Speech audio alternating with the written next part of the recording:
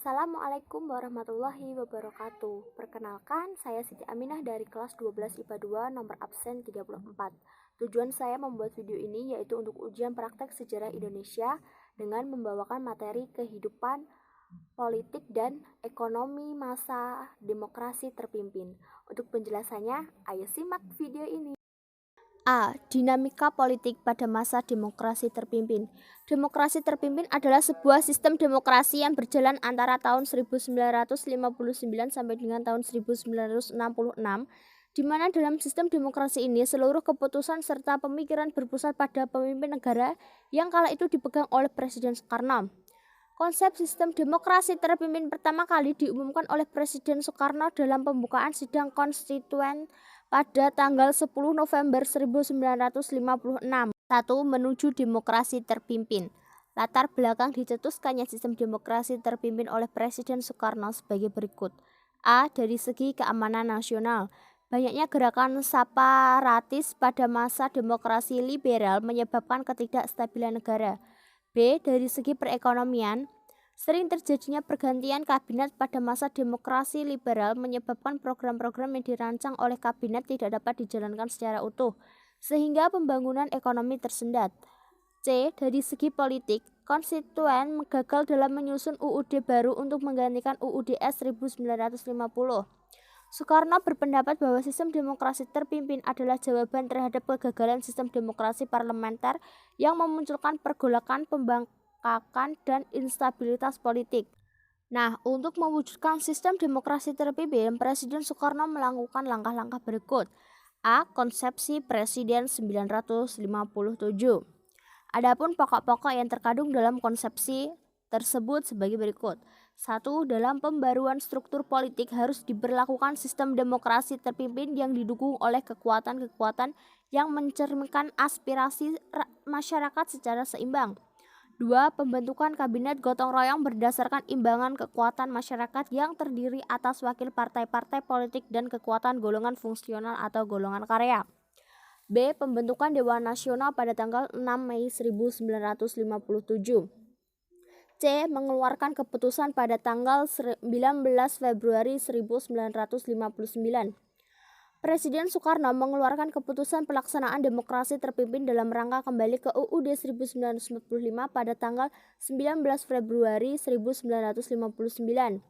Keputusan ini pun kemudian disampaikan di hadapan anggota DPR pada tanggal 2 Maret 1959. D. Larangan mengikuti sidang Dewan Konstituente.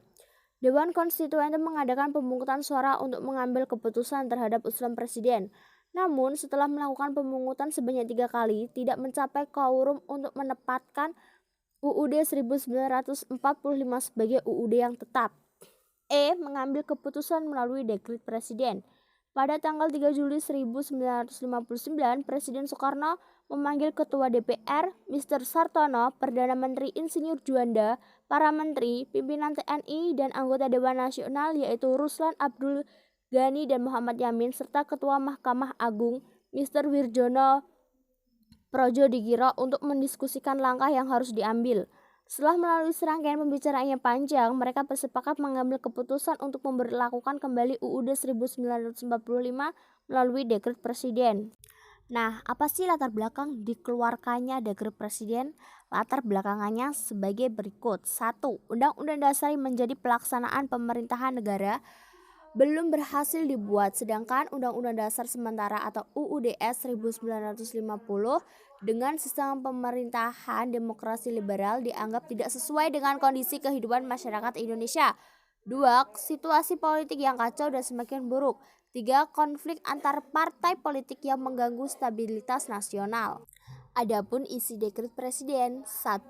Pembubaran konstituante. 2. Tidak berlakunya UUD-S 1950 dan berlakunya kembali UUD 1945. 3. Pembentukan MPRS dan DPAS. Nah, dekret presiden juga mempunyai dampak positif dan negatifnya loh. Apa sih dampak positif dekret presiden?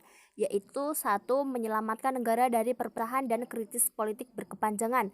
2. Memberikan pedoman yang jelas yaitu UUD 1945 bagi kelangsungan negara. 3. Merintis pembentukan lembaga tertinggi negara yaitu MPRS dan DPAS.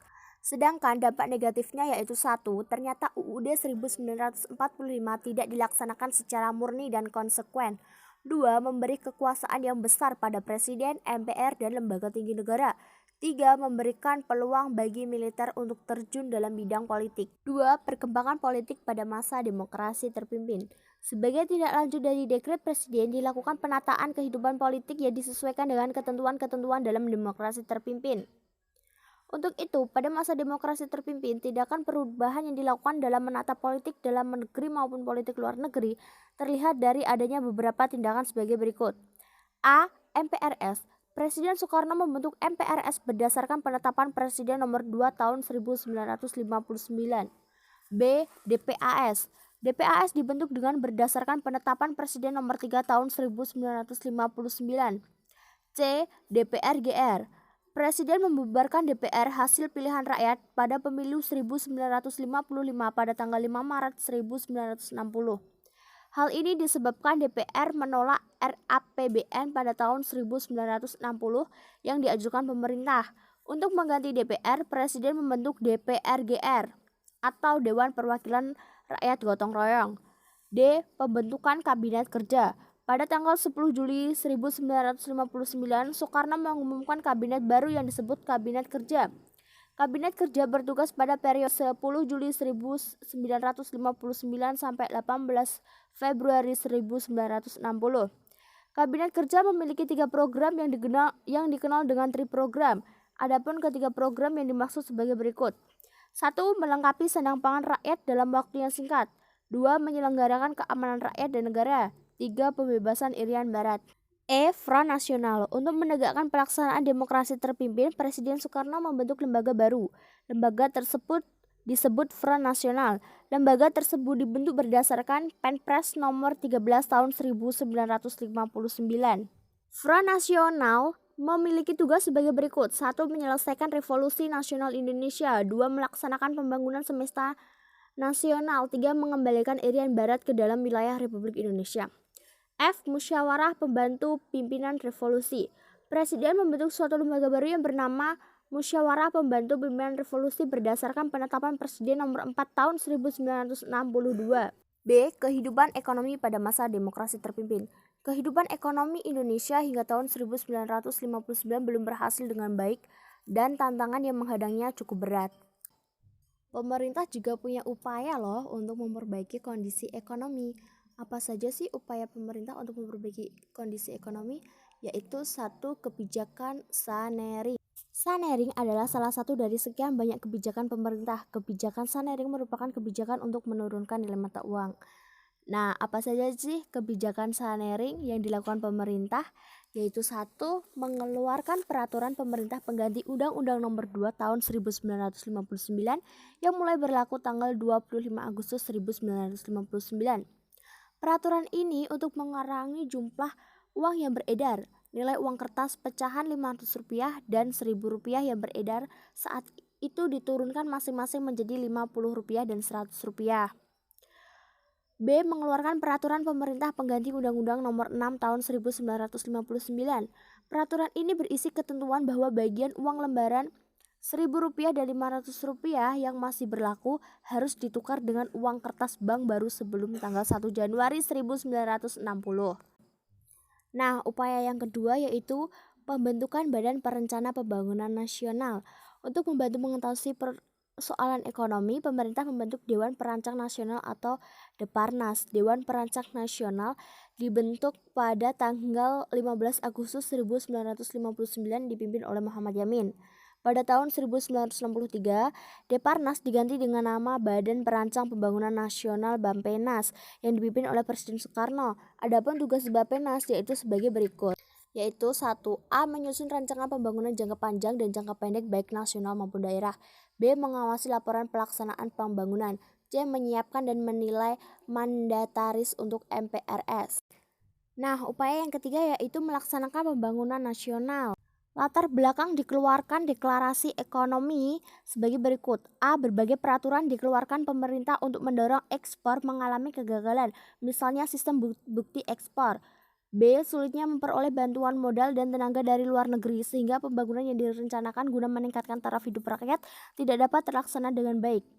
Tujuan utama deklarasi ekonomi itu adalah untuk menciptakan ekonomi nasional yang bersifat demokratis dan bebas dari imperialisme untuk mencapai kemajuan ekonomi. Nah, upaya yang terakhir yaitu meningkatkan perdagangan dan perkreditan luar negeri. Pemerintah membangkitkan ekonomi agraris atau pertanian sebab kurang lebih 80% penduduk Indonesia hidup dari bidang pertanian. Hasil pertanian tersebut diekspor untuk memperoleh devisa yang selanjutnya digunakan untuk mengimpor berbagai bahan baku barang konsumsi yang belum dihasilkan di Indonesia. Sekian presentasi yang saya jelaskan. Wassalamualaikum warahmatullahi wabarakatuh.